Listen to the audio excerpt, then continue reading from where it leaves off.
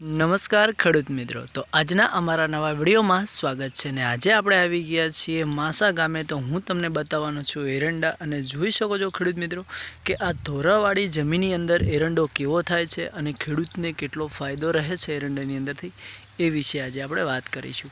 તો ખેડૂત મિત્રો, હું તમને પહેલાં બતાવું છું આ ધોરાવાળીના એરંડા ધોરાવાળી જમીનમાં કેવા થાય છે।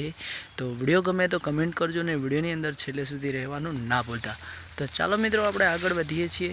તમે જોઈ શકો છો કે અત્યારે જે એરંડા તમને જોવા મળી રહ્યા છે એ ધોરાળી જમીનમાં છે, રેતવાળી જમીનમાં, ને એની હાઈટ તો તમને જોવા મળતી જ હશે। તો ચાલો ખેડૂત મિત્રો, આપણે આગળ વધીશું। તો જો કે આ એરંડા છે આપણે રાજુભાઈના, અને રાજુભાઈ હવે આ એરંડાની અંદર કયું ખાતર વાપરે છે, કેટલું વાપરે છે, અને આ ધોરાળી જમીનમાં કયો એરંડો એટલે કે એરંડાનું કયું બિયારણનું વાવેતર કરવાથી એરંડો સારો રહે છે અને વિકાસ પણ સારો આપે છે અને ઉતારમાં પણ ખેડૂતને ફાયદો રહે છે। તો તમે જોઈ શકો છો ખેડૂત મિત્રો કે ધોરાવાળી જમીનમાં આવી રીતે નાની નાની માળો હોય છે, અને એરંડો ડાળે નથી પડતો એટલો બધો, અને નાનો રહે છે, હાઈટમાં નાનો રહે છે, અને વિકાસમાં પણ સારો રહે છે। પણ ખેડૂતનું કહેવું એવું છે કે જે આ ધોરાળી જમીન જોવા મળી રહી છે એના એરંડા માટે બહુ સારી છે, અને એરંડો એની અંદરથી ઉતાર પણ ખેડૂતને સારો આપે છે અને વીઘે ફાયદો ખૂબ જ રહે છે।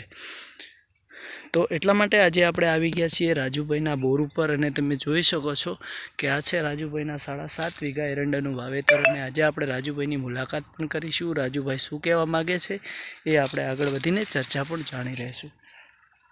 તો વાલા ખેડૂત મિત્રો, વિડીયો તમારા સુધી પહોંચી ગયો હોય તો કમેન્ટ જરૂરથી કરજો। જુઓ, આ છે એમના ધોરાળી જમીનમાં એરંડાનું વાવેતર। તો ચાલો આપણે રાજુભાઈના ઘરે જઈને એમની મુલાકાત લઈશું। હવે રાજુભાઈ શું કહેવા માગે છે, અને આ એરંડાની અંદર રાજુભાઈ સૌથી પહેલાં કયા ખાતરનો ઉપયોગ કરેલો છે।